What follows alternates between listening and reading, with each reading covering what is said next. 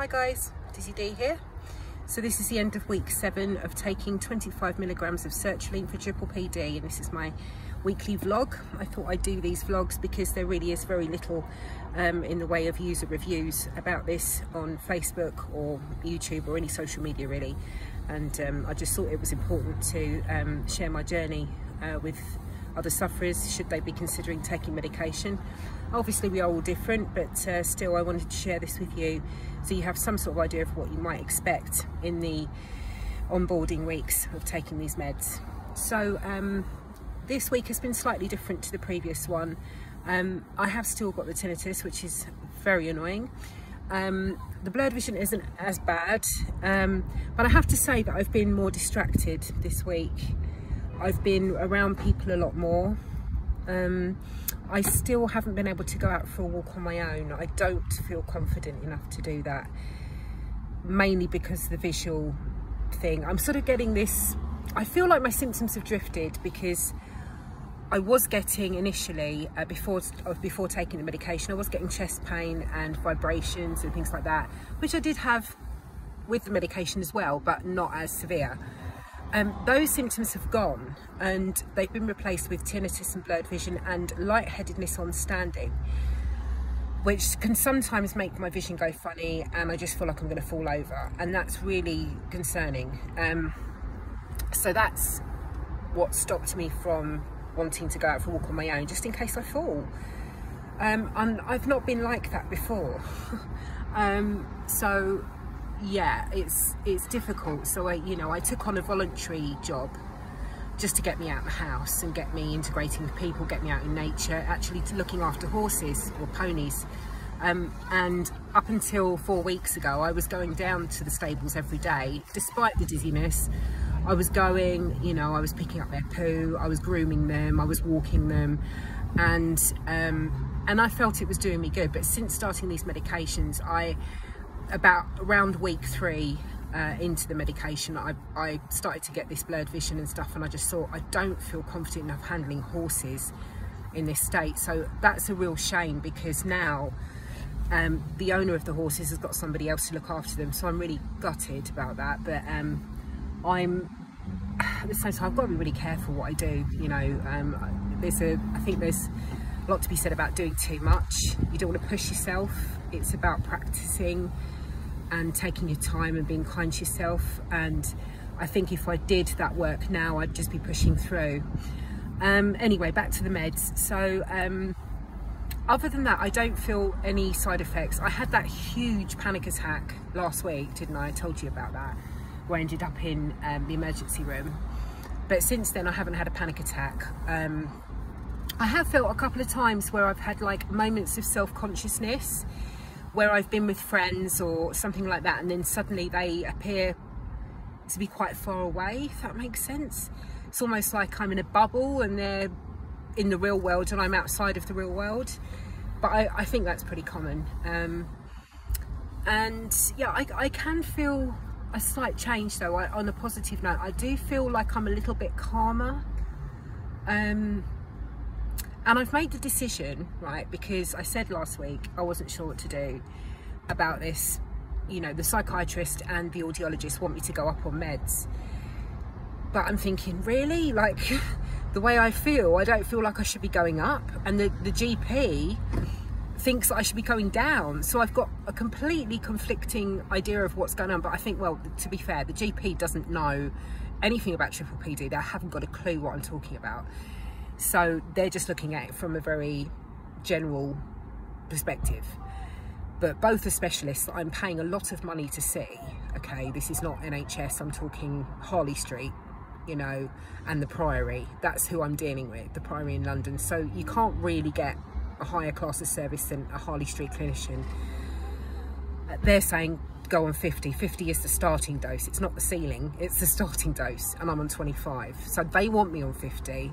I personally think, having spoken to many people, not who suffer from PPPD, but who suffer from other conditions, PTSD, anxiety, whatever, okay?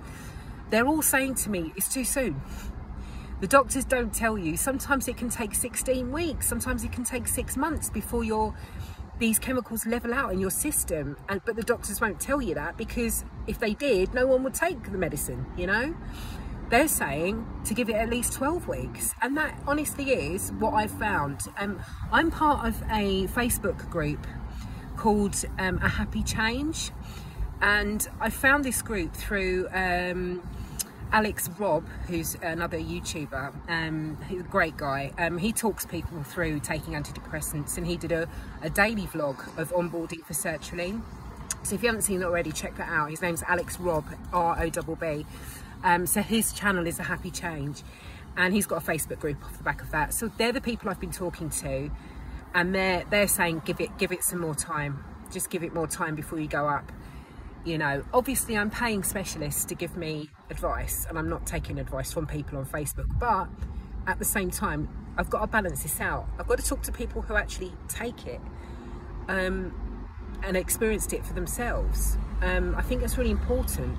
So I've decided I'm going to stay on 25 and see how I go. I'm maybe going to give it another couple of weeks. If the tinnitus doesn't go away, that is a concern, because I did have the tinnitus last year for a couple of months and it went away. If this is a side effect of the medication and it means that I'm going to be stuck with this tinnitus, then I think I need to switch meds. But I also think I need to give it more time. Now, you'd think that 7 weeks would be enough, wouldn't you? But I don't think it is. I think I've got to give it a lot longer. So I'm going to do that. I'm just going to have to be patient. As long as I can feel something's happening. As far as the dizziness is concerned, has it lowered my dizziness? No, not really. It's just changed my other somatic symptoms that I've been getting. But again, I've heard that for PPPD and PTSD, which are the 2 conditions I have, don't expect to see results until 12 weeks. So that's what I've got to do. So that's a decision I've made now. At least I've made a decision. Hooray. I was going to say something else. Yes, something else that's very important is to mention that I don't believe that medication alone is going to solve this at all.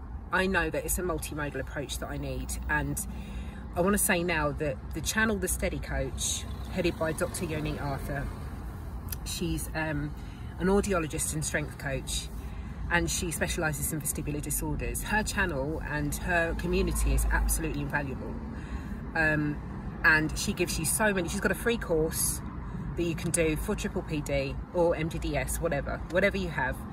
And there's so many tools on there that can help regulate your nervous system and help you get through it on a daily basis. I mean, a daily basis, you know. I've got a whole playlist. It's a private playlist on YouTube, but I save a lot of her things, and you know, somatic walking, you know, things you can put in your earbuds as you're walking just to help you feel more grounded. I use sleep hypnosis to help me sleep as well. There's so many things. Claire Weeks to help me with anxious moments.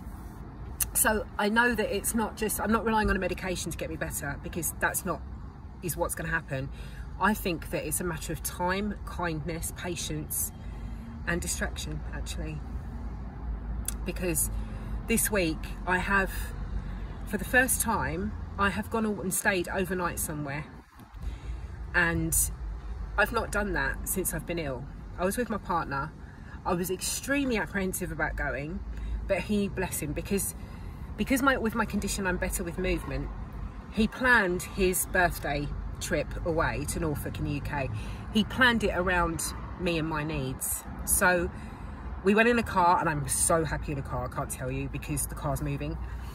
We went in a car, drove 2.5 hours. I was totally fine in the car. Got out the car, felt okay for about half an hour, then the symptoms started to creep up. But then we had to get on a steam train, so we went on a steam train for an hour. I was fine on the steam train. Got off the train, had some lunch.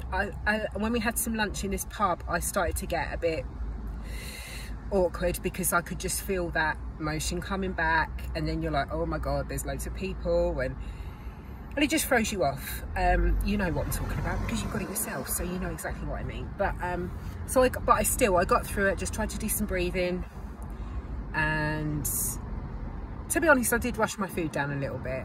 I did. But we'd had that was fine. Started walking again. Walking, I was a little bit funny at times. I felt really lightheaded, thought I was going to fall over. But I just linked my boyfriend's arm, took a deep breath, carried on. Then we went back to the car, then we went for a walk somewhere, blah, blah, blah, blah, blah. So I was pretty much moving a lot, and that helped. But in the evening, we'd gotten to check into the hotel, and I realised that I left my entire suitcase at home.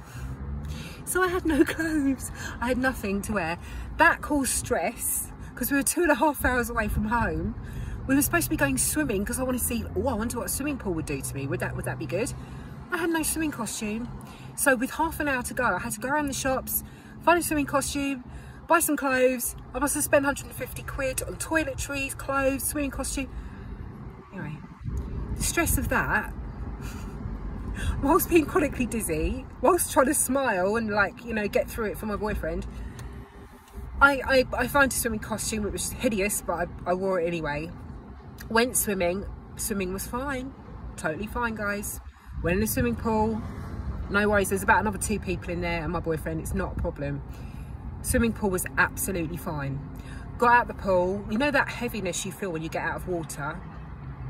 That was quite nice as well, because I felt really grounded to the floor. But then when the heaviness went, I was like, whoa, okay, this is quite, like, and I started rocking again, felt a little bit funny, and then more breathing, and just calm down, calm down. And then I rushed to try and get dressed and get out of there as quick as I could. But the stress of that afternoon had sort of built up into the evening, and when it got to the evening meal in the hotel, I would say about a 9.5 out of 10 on the scale. It was too much. I couldn't even eat my dinner.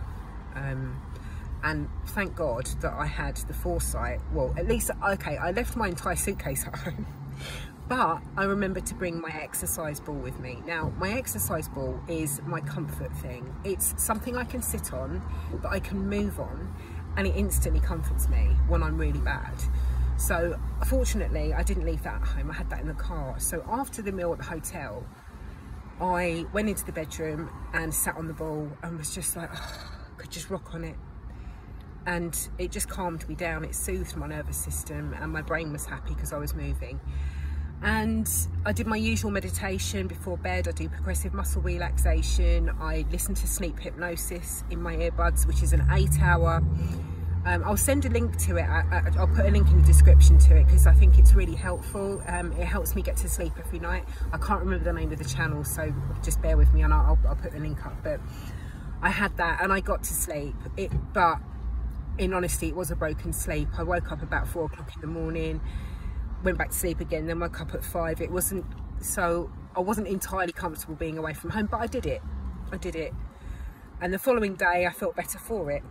So I think all these things, it's hard to tell what the medication's doing and what is just distraction or circumstances, you know, but I definitely feel the medication has done something. Probably not enough, but I do feel a bit calmer. And I went to my friend's 50th birthday last night, and I can't believe I managed to last 6 hours sitting down outside a pub with a load of people, all noisy. So that is progress. So hopefully that's a sign that these meds are working. I just need to give it more time. So my advice to you is, be patient, I think. More patient than you already have been, bless you, because with triple PD, there is just no one's got any idea how long this is going to last. People do get better, they do, but some people don't. But are those people living their true lives, or have they got extreme stress in their life all the time that's stopping them from recovering? You know? But I think just keep going, keep being patient, and do it gently and slowly with the meds. And fingers crossed, God, fingers crossed, in a couple of weeks I'll be able to give you some good news. Please don't expect me to go, I'm better, but at least if you know that I've guinea pigged for you in a way, and you know that you can just take a low dose and be patient and you might get some relief, that's something, isn't it? You know, so let's see. Anyway, love to you all, and I hope you're okay, and if you're not, get in touch, just put a comment below, follow my channel for more updates for next week, and yeah, take care. All right, bye.